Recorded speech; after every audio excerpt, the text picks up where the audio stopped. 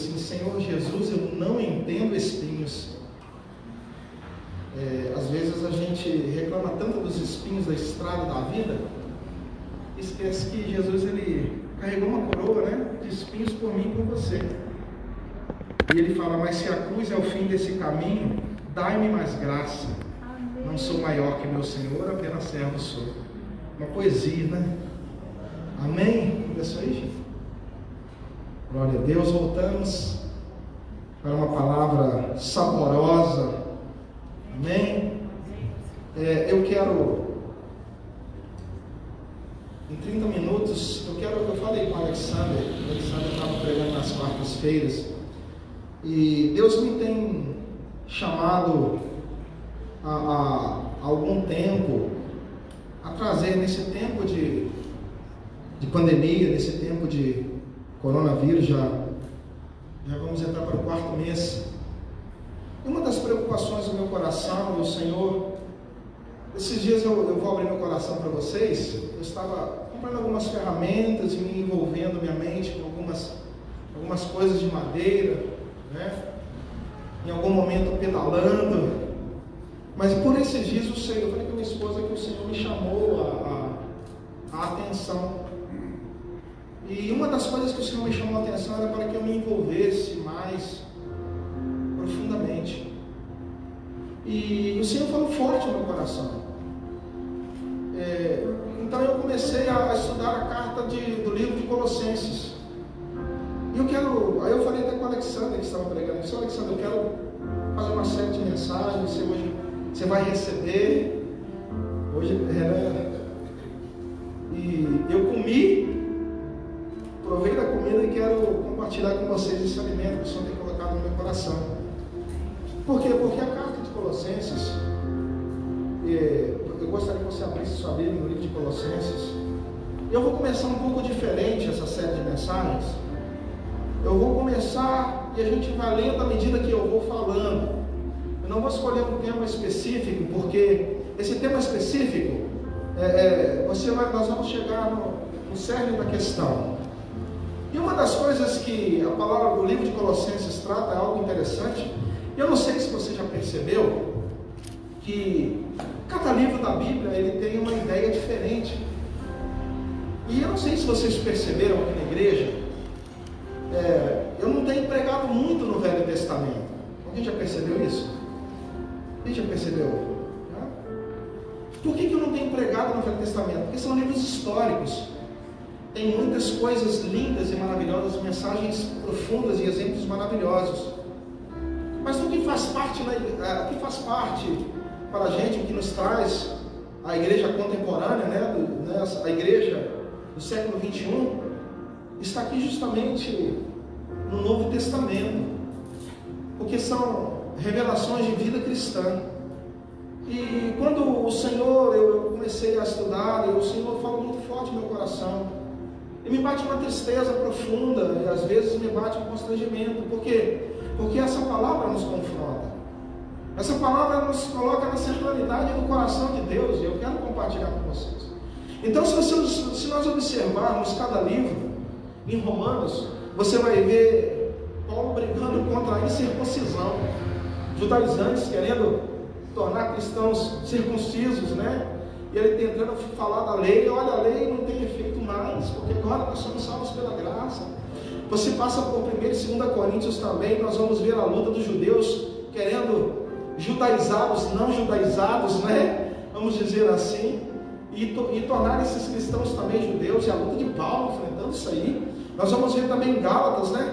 Gálatas fala da graça e da justificação, de como essa graça nos alcançou. Aí quando chega lá em Efésios, nós vamos ver uma carta linda, maravilhosa, né? Que nos anima, nos entusiasma. Você vai ver as armaduras nos ensinando a lutar. Quando chega em Filipenses, Filipenses é a minha carta. Se eu pudesse plagiar e colocar meu nome, Marcos ou Filipenses, eu sempre falo o capítulo 1 é a minha fonte de inspiração. Versículo 6, a minha esposa cansa de ouvir isso, a igreja cansa de ouvir isso, que nós estamos em um processo de transformação. E ele fala que aquele começou a obra em vós, é fiel para completá-la. Então a carta de Filipenses, ela traz essa carta de alegria, né? Essa carta é gostosa de ler. Não sei se você já leu Filipenses. Se nunca leu, eu convido você a ler. E quando chega a Filipenses, eu dei aqui uma introdução das cartas, né, paulinas. Quando chega em Colossenses, nós vamos ver que a carta é totalmente diferente. Parece que Paulo ele quebra essa rodovia que ele estava andando e muda de sentido. E ele vai tratar aqui de uma igreja que a cidade de Colossos era uma cidade extremamente comerciante, né? Portos ali, aquelas coisas, era comércio para cima e para baixo. E no ano 200 a.C., ela foi uma grande cidade de muita importância. Mas no ano 65 depois de Cristo, ela sofre um terremoto, aquela região passa por um terremoto, e todas as cidades ao redor, ali da Ásia, elas se recompõem, se reconstroem. Mas parece que alguém esquece, né, da cidade de Colossos. De Colossos ela empobrece, ela não fica legal. Mas ainda assim, existem moradores gentílicos lá, né? Pessoas gentias e pessoas judeus também moravam lá nessa cidade. E uma das coisas que Paulo ele trabalha ali nessa cidade, ele começa apresentando, né? Ele escreve essa carta porque Paulo, quando ele escreve a carta para Colossos, ele estava preso na primeira vez, ele vai preso, né? E ele se encontra tranquilo, uma prisão, aquela prisão domiciliar. Ele morava numa casa de aluguel e os soldados romanos ficavam vigiando Paulo para ver se ele não iria picar a mula, né? E nesse período foi que Paulo ele teve uma grande oportunidade de pregar o evangelho aos gentios. Ou seja, ele foi num lugar onde talvez outra pessoa não poderia pregar o evangelho. Então, o que eu estou dizendo com isso? Que Paulo estava preso, a prisão domiciliar, a segunda prisão ele já é preso para morrer, né? Ser decapitado, mas na primeira prisão ele escreve para Colossos. Por quê? Porque ele estava com Timóteo, seu companheiro, e o Epáfras era amigo de Paulo, ele vem trazer notícia da cidade. Então, Paulo se apaixona pela cidade e pela igreja da cidade de Colossos. Se você ler aqui, a carta não dá tantas informações, e me deu muito trabalho pesquisar sobre essas informações, mas eu preciso contextualizar para entrarmos na palavra. Então Paulo, ele teve a oportunidade da sua prisão de pregar o evangelho aos gentios, e ainda assim escrever uma carta para Colossenses, a igreja que estava em Colossenses. Eu sempre falo que se você tem um limão é azedo, né? Mas não perca a oportunidade de fazer uma limonada. O que isso tem a ver com Paulo? Nas suas dificuldades, nas suas crises, Paulo era um limão azedo, né? Nas suas tribulações, passando dificuldade, mas ele pegou e fez um suco com essas tribulações. Aleluia. Você pode fazer assim. E é importante nós entendermos e estudarmos a palavra, porque a cidade de Colossos ela foi invadida por uma gama de pessoas gnósticas. E nós vamos estudar aqui acerca do gnosticismo, né? E antes disso eu quero ler Colossenses capítulo 1, versículo 1 diz assim: Paulo, apóstolo de Cristo Jesus, vontade de Deus, e o irmão Timóteo, aos santos e fiéis irmãos em Cristo, que se encontram em Colossos, graça e paz a vós outros, da parte de Deus nosso Pai. Mas antes disso eu não falei, né? O nosso tema dessa série de mensagens vai ser Colossenses em Foco. Então, eu acredito que vai dar umas 4 ou 5 ministrações. Então, quero te convidar, você que nos assiste, a vir na igreja. Não será um culto pentecostal, te garanto que não será de ensinamento. E eu quero que você participe, depois anotem, leiam. Eu escrevi 3 páginas, aqui 4 páginas para falar 30 minutos. Então, vamos correr, né? Eu anoto muito o que eu vejo. Então, diz aqui assim: damos sempre graças a Deus e Pai de nosso... Versículo 3, capítulo 1. Damos sempre graças a Deus, Pai de nosso Senhor Jesus Cristo, quando oramos por vós, desde que ouvimos da vossa fé em Cristo Jesus e do amor que tendes para com todos os santos, por causa da esperança que vos está preservada nos céus, da qual antes ouvistes pela palavra da verdade do Evangelho, que chegou até vós, como também em todo o mundo, está produzindo fruto e crescendo tal acontece entre vós desde o dia em que ouvistes e entendestes a graça de Deus na verdade, segundo fostes instruído por Epáfras, nosso amado conservo, e quanto a vós outros, fiel ministro de Cristo, o qual também nos relatou do vosso amor no Espírito. Ele está dizendo aqui basicamente que ele adota essa igreja de oração porque Epáfras, ele traz notícia, né? Ele era conservo de Paulo, companheiro, amigo, ele traz notícia daquela cidade, ele se apaixona, mesmo estando preso. E uma das coisas que eu quero compartilhar com você aqui, e o tema da nossa série de mensagens vai ser Colossenses em Foco. Deus colocou no meu coração que eu precisava ensinar a igreja, né, na palavra, a viver nesses dias difíceis e trabalhosos. Como é que nós vencemos dias difíceis e trabalhosos, principalmente na palavra? E uma das coisas que eu quero compartilhar com você aqui é uma igreja ameaçada por heresias. Porque eu não sei se você tem essa percepção, mas nós estamos ouvindo muita coisa, sim ou não? Ninguém já aguenta mais. Eu tenho quase uma semana que eu não ligo televisão. Quando eu ligo, eu acho que mudou, não mudou nada. Covid. Dá pra fazer uma música, né? Se for um para cantar, Covid, vai ficar no carro o tempo todo.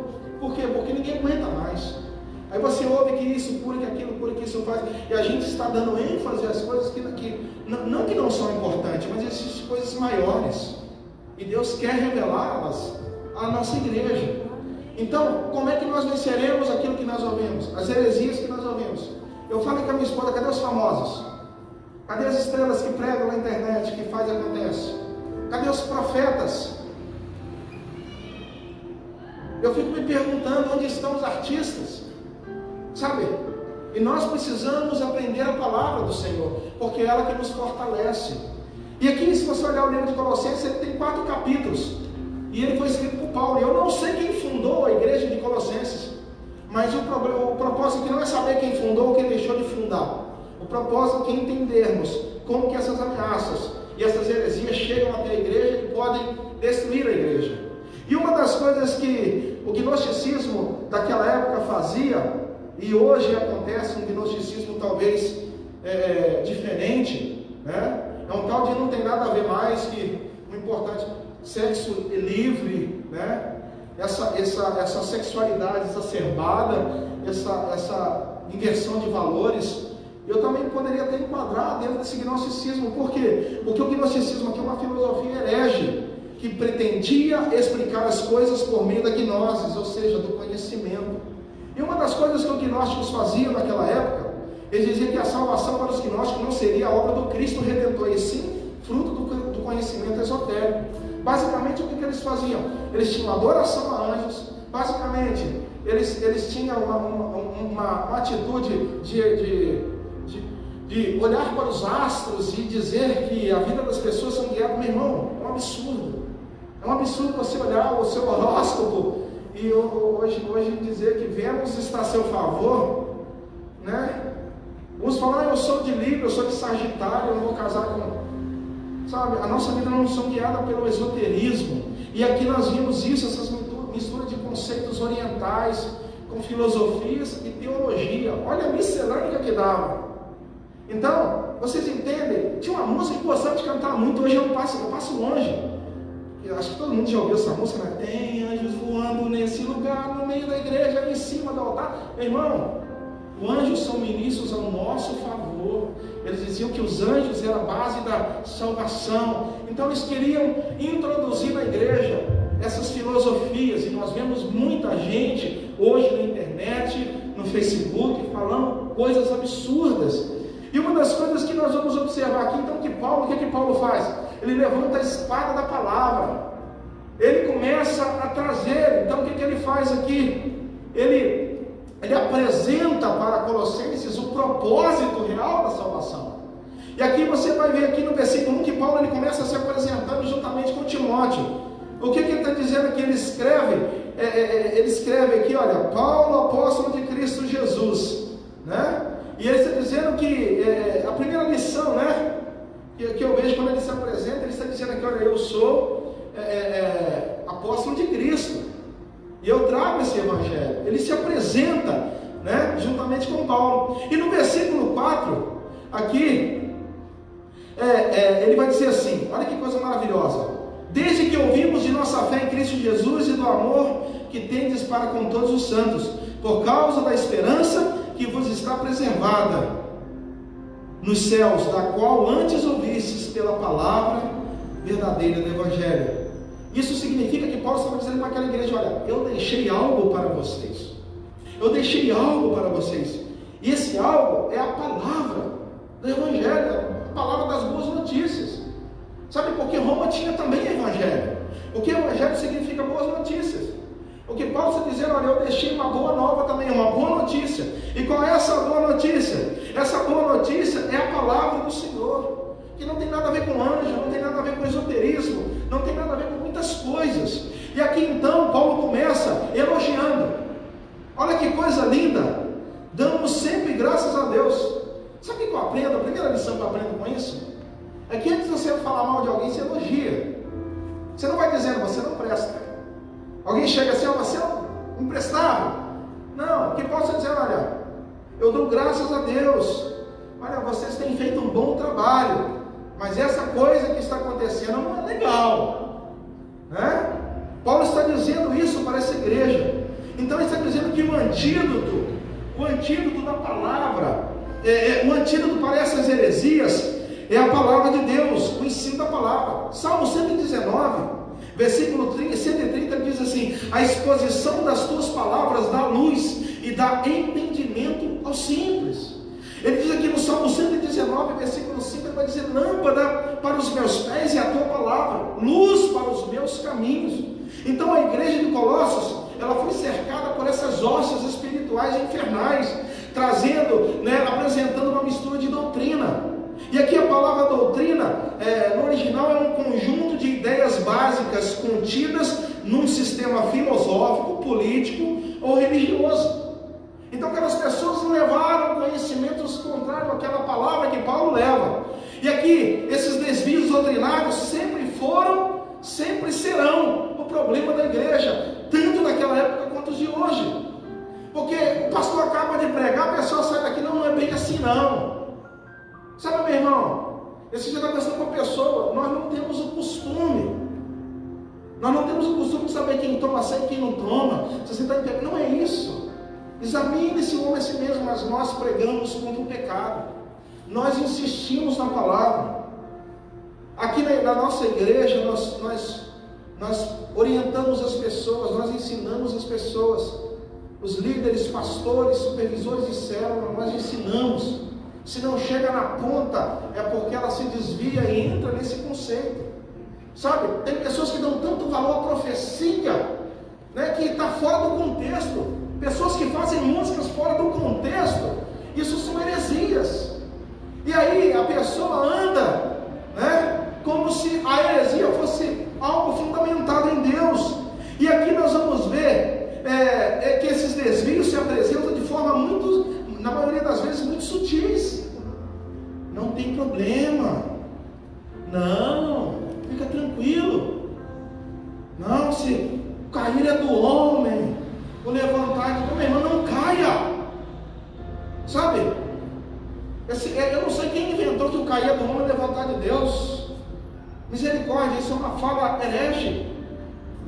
A Bíblia fala que a igreja ela é forte em Cristo. Ele diz: vós já sois fortes, porque vencestes o maligno.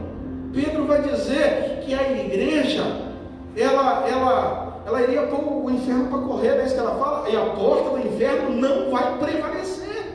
Aí vem uma heresia dentro da igreja, sabe? A gente não pode olhar para o homem, tem que olhar para o homem sim, porque se Deus colocou um pastor na vida de vocês, esse pastor é exemplo até que Deus o tire. Sabe, se você está constituído debaixo de uma liderança, essa liderança replica a palavra. É por isso que Paulo vai pregar para Bereia, para os crentes em Bereia, eles conferiam. É por isso que nós pedimos: abra sua Bíblia, deixe sua Bíblia aberta. Sabe por quê? Porque nós queremos pregar a palavra. Aqui nós não fazemos campanha, aqui nós não forçamos a nada, aqui nós pregamos a palavra. Paulo estava dizendo isso para a igreja, mas aí vem aquelas, olha o que diz 2 Pedro. 2 Pedro capítulo 2, versículo 1 diz assim: assim como no meio do povo. De onde vai surgir as heresias? No meio do povo. Ele vai dizer aqui: assim como no meio do assim também haverá. Haverá está no gerúndio, né? no pretérito perfeito futuro, um negócio assim, né? Gerúndio não. Também haverá entre vós falsos mestres. Ele está afirmando que, olha, no futuro, assim como hoje, no futuro também.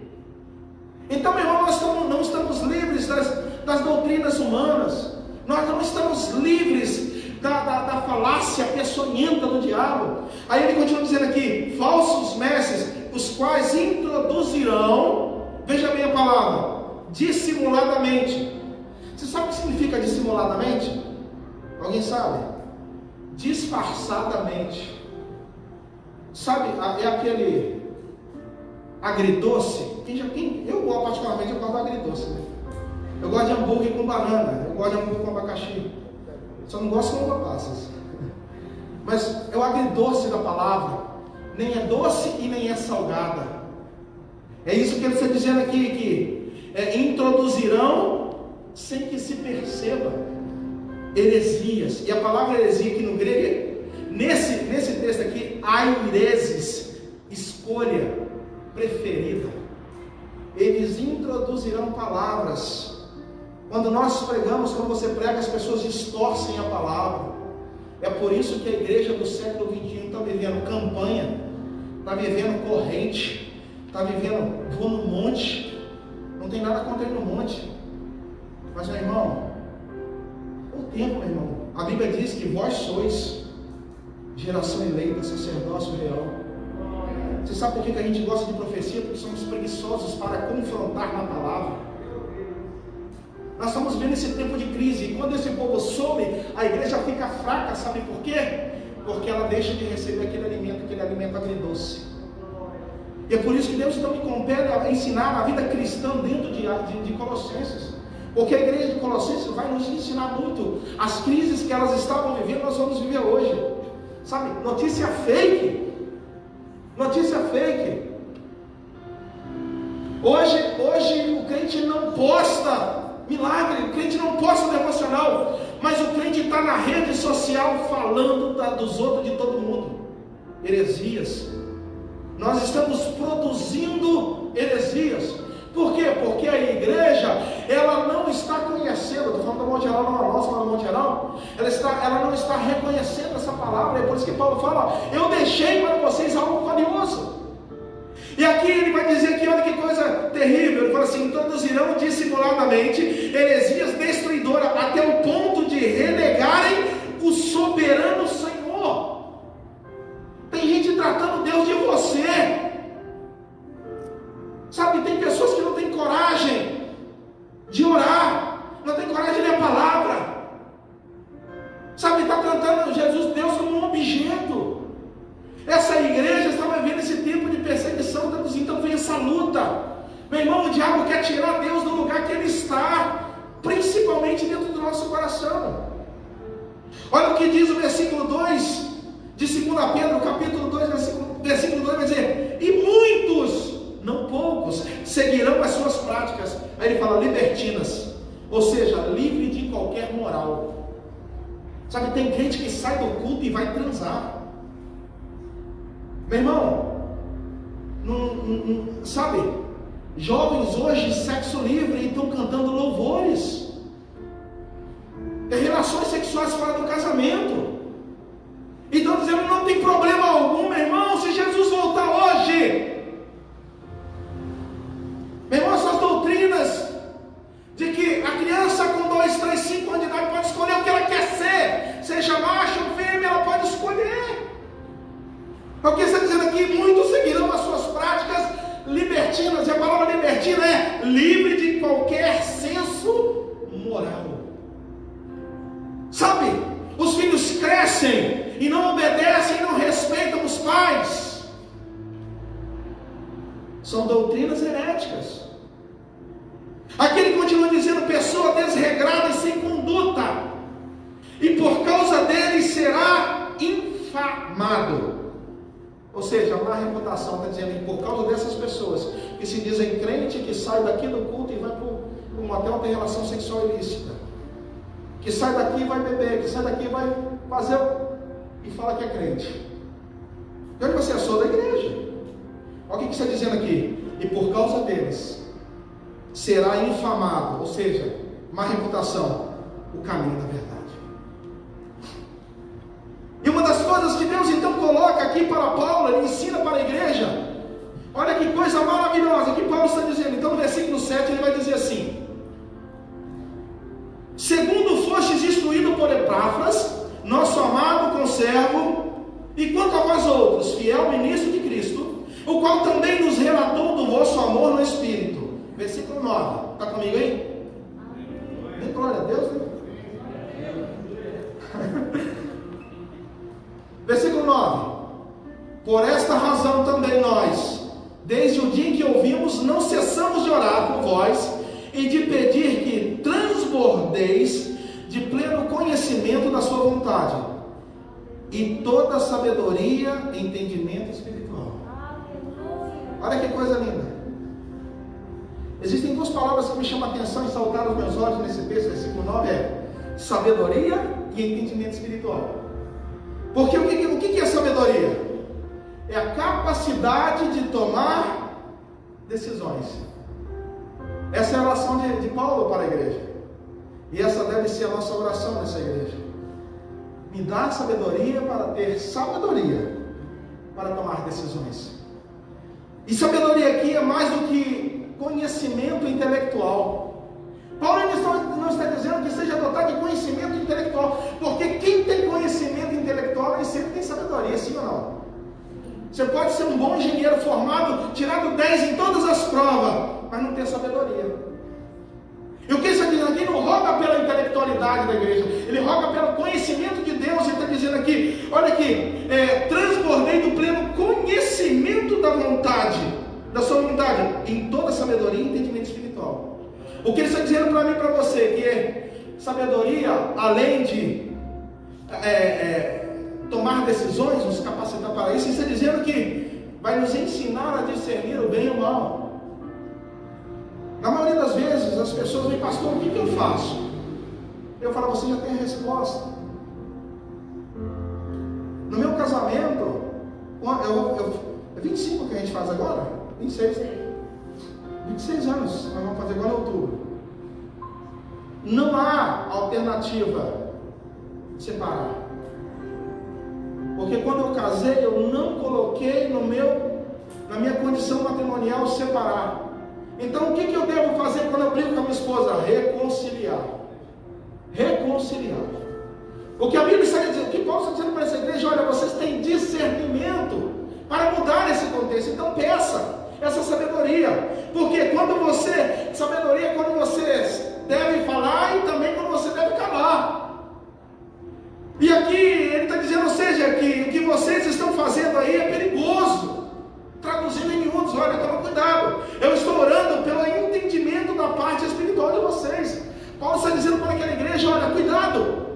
Cuidado com tititi, papapá, profecia dali, oração dali, põe a mão aqui, isso não tem nada a ver, cuidado. Paulo está orando, Paulo preso. E olha o versículo 10 e 11. Aí no versículo, ele ora pela sabedoria e entendimento, no versículo 10 e 11. A fim de viverdes de modo digno do Senhor, para o seu inteiro agrado, frutificando em toda boa obra e crescendo no pleno conhecimento de Deus. Sabe o que está dizendo aqui? Vá na fonte. Qual que é a função de você e minha? Para que nós nascemos? Para apresentar Cristo para o mundo. Ou as pessoas veem Cristo em nós, ou eles vão ver qualquer outra coisa, um pastel de carne. As pessoas precisam ver Jesus em nós. Paulo está dizendo isso aqui, olha, a fim de viver de modos dignos do Senhor.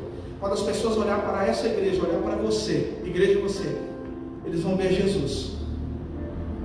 Aqui ele está dizendo aqui no versículo 11, sendo fortalecidos com todo o poder, segundo a força da sua glória, e em toda perseverança e longanimidade com alegria, dando graças a Deus ao Pai, que vos idoneeis à parte que vos cabe da herança dos santos da luz. Aí o que ele está dizendo aqui? Ele está dizendo aqui que conhecer a Deus é conhecer a fonte. Ou a fonte da sua igreja, ou a fonte da sua vida é o Senhor, ou você vai viver reclamando. E o versículo 13 aqui para mim, 14, para mim é o mais importante desse capítulo. Ele vai dizer assim: Ele nos libertou do império das trevas e nos transportou para o reino do Filho do seu amor. Ele continua dizendo aqui para mim e para você, que coisa linda, no qual temos a redenção e a remissão dos nossos pecados. O que ele está dizendo para aquela igreja? Esquece anjo, esquece esoterismo, esquece bolsa de valores, esquece dólar em alta, dólar embaixo. Nós fomos redimidos por Cristo Jesus. Aleluia! Que coisa linda! Que coisa linda! Paulo manda um recado aqui. Ele está dizendo: quem é o centro dessa igreja? É o Senhor Jesus. Quem é o centro da sua vida nessa noite? Já passou no horário. Posso 5 minutinhos? Eu estou aqui. Essa tarde eu não abri nem a boca para não pecar. Porque eu estava vivendo essa mensagem hoje. Eu vim aqui e estava ouvindo, meditando nessa palavra. O quão bom é o Senhor para com a sua igreja. E aqui no versículo 15, olha que coisa linda. No versículo: Este é a imagem do Deus invisível, o primogênito de toda a criação. Sabe o que Paulo está dizendo aqui? Ele está falando que as coisas, olha o que ele diz no versículo 16: Pois nele foram criadas todas as coisas, nos céus e sobre a terra, as visíveis e invisíveis, sejam tronos, sejam soberanias, quer principados, quer potestades. Tudo foi criado por meio dele para ele. Ele não está dizendo aqui, ele não está falando o sentido aqui que ele está dizendo aqui, não é que toda a criação foi criada porque ele é o primogênito, não. O sentido aqui está dizendo que, como primogênito, ele herdou todas as coisas. Então não se preocupe com o anjo, não se preocupe, não é isso. Então, depois vocês podem ler sobre o gnosticismo, não dá para a gente explanar tanta coisa, sabe, esses ensinamentos. Não é isso. Ele como primogênito, quem é primogênito aqui? Quando o pai morre, o primogênito assume, sim ou não? As coisas do pai, os negócios do pai. Isso é fato. Assume a herança do pai, depois ele resolve com os irmãos. É isso que ele está dizendo aqui, que nele foram criadas todas as coisas, não através dos anjos. Paulo está dizendo para a igreja: olha, para de ficar anjo voando nesse lugar, correndo atrás de anjo. Para com isso, meu irmão. Nós temos aquele que era ao nosso lado. Aqui ele vai dizer então, para mim e para você, no versículo 21, já estou terminando, tive que pular aqui. 22 ele diz assim: agora porém, a conclusão, né, de todo esse texto, basicamente aqui, a conclusão. Aqui ele está dizendo aqui: agora porém, vos reconciliou no corpo da sua carne, mediante a sua morte. Está dizendo que a morte dele nos trouxe vida e nos anulou. Meu CPF foi cancelado, agora meu CPF é Jesus/Marcos. Acabou o Marcos, agora é Jesus/.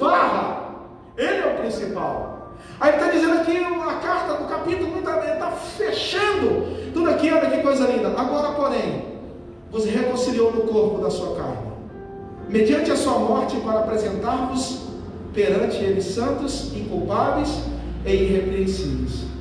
Se é que permaneceis na fé, alicerçados firmes, não vos deixando afastar da esperança do evangelho que ouvistes e que foi pregado a toda criatura debaixo do céu, e do qual eu, Paulo, me tornei ministro. Paulo! Resposta que Paulo, quem joga a bola aqui? Paulo, ele mata a bola no peito e manda para dentro. Camisa 10, ao qual eu me tornei ministro. O que eu quero finalizar aqui, que aqui praticamente o que o livro quer dizer: não se apegue a outros poderes a não ser Jesus. O que você está ouvindo, joga para os canteiros. O que ele está dizendo aqui, que Deus escolheu Jesus e ele é o centro, ele é a relação entre Deus e o ser humano. Então a pergunta: você quer se apegar a Deus? E eu finalizo aqui. Se você quer se apegar a quem realmente está no céu, você vai viver um tempo maravilhoso na sua vida.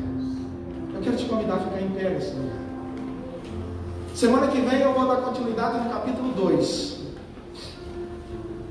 Nós vamos caminhar dentro de um contexto maravilhoso. Mas se você quiser, eu tinha tanto para falar. Eu tinha uma folha inteira. O gnosticismo ele perturbou a igreja durante 150 anos. Só para vocês terem uma ideia do que é heresia. E as cartas de Colossenses, 1 e 2 Timóteo, Tito, as cartas pastorais de 1, 2 e 3 João e Judas foram escritas por causa dos gnósticos. Aquela igreja gastou tempo demais com a heresia. Não perca tempo com heresia. Aquela igreja fazia culto aos anjos, aquela igreja negava a supremacia de Cristo. Eles invalidavam, eles diziam que os anjos eram que traziam salvação. Eles viviam o ascetismo. O que é o ascetismo? Ele valorizava a vida moral e espiritual em detrimento das coisas materiais, ou seja, eles falavam que o corpo tinha que perecer para que você pudesse obter salvação. E aqui ele diz que toda a matéria deve ser destruída, inclusive o corpo humano. E como é que eles destruíam essa matéria? Estou correndo aqui. Evitando os prazeres humanos, como comer, ser vegetariano, vegano.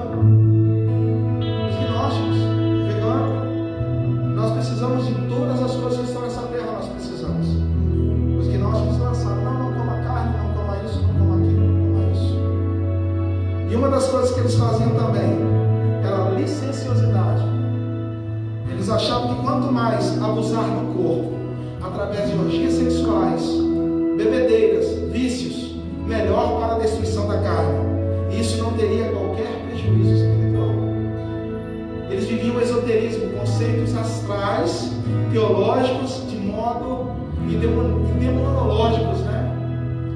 E Romanos 8:25 vai dizer assim: pois eles mudaram a verdade de Deus em mentira, adorando e servindo a criatura em lugar do Criador, o qual é bendito eternamente. Amém. Paulo brigou muito contra as heresias. Que essa igreja viva um tempo novo, um tempo de vida cristã genuína e autêntica. Não vá, meu irmão, se você ouvir alguma coisa, eis que te digo, então peraí, eu quero ver o que a Bíblia me diz. E compare. Sabe por quê? Porque Ele já levou sobre si todas as nossas dores. A Bíblia diz que nós fomos salvos pela graça. Então isso não depende de obras e nem de homens. Ela já está disponível a você. Eu quero te convidar nessa noite a fechar os seus olhos e orar, e nós vamos adorar o Senhor. E depois estaremos terminando em nome de Jesus. Se posicione agora nesse momento. Seja uma igreja relevante, um crente relevante em Cristo Jesus. Então liberta-me de mim. Eu quero ser a tua casa. Se você estiver aqui, eu sei, eu venço o pecado. Então enche-me de ti, até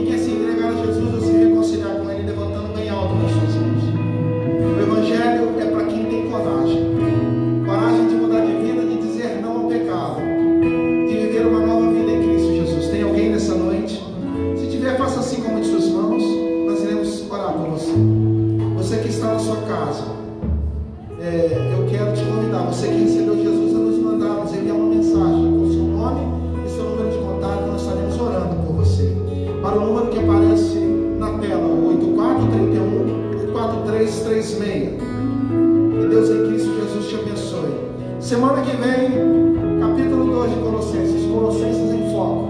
Nós estaremos ensinando mais sobre a vida cristã. Uma mensagem que vai te levar para o céu, tenho certeza disso.